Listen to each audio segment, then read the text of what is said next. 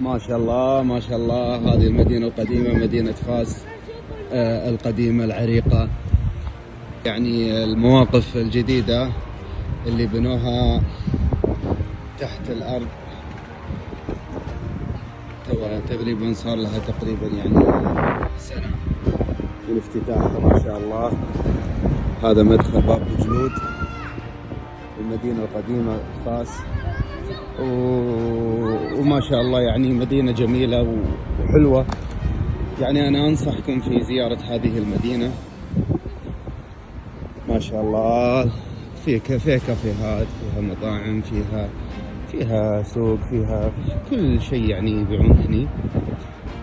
والله يوفقنا وياكم للخير يا رب.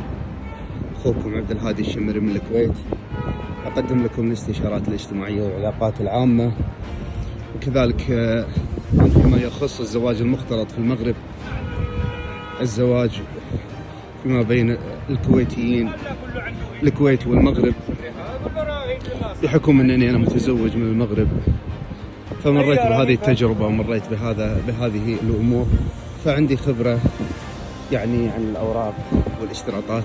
فاللي معارف واللي يعني الأمور يعني معقدة بالنسبة له يكلمني، وإن شاء الله أني أساعده عن كيفية استخراج عقد الزواج المغربي، الزواج المختلط ما بين الكويت والمغرب، وإن شاء الله بإذن الله أني أكون سبب في سعادته يا رب.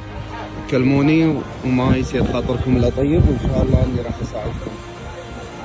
أخوكم عبد الهادي الشمري، راح أترك لكم الأرقام للتواصل، وحياكم الله. وأنا أنصحكم بزيارة المغرب الجميل، ما شاء الله تبارك الرحمن.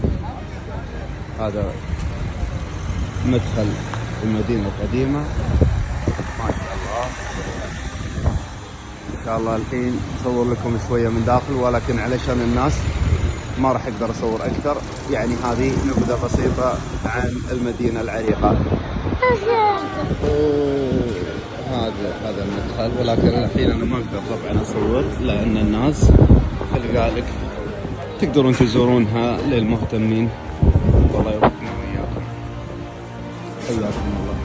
أخوكم عبد الهادي الشمري.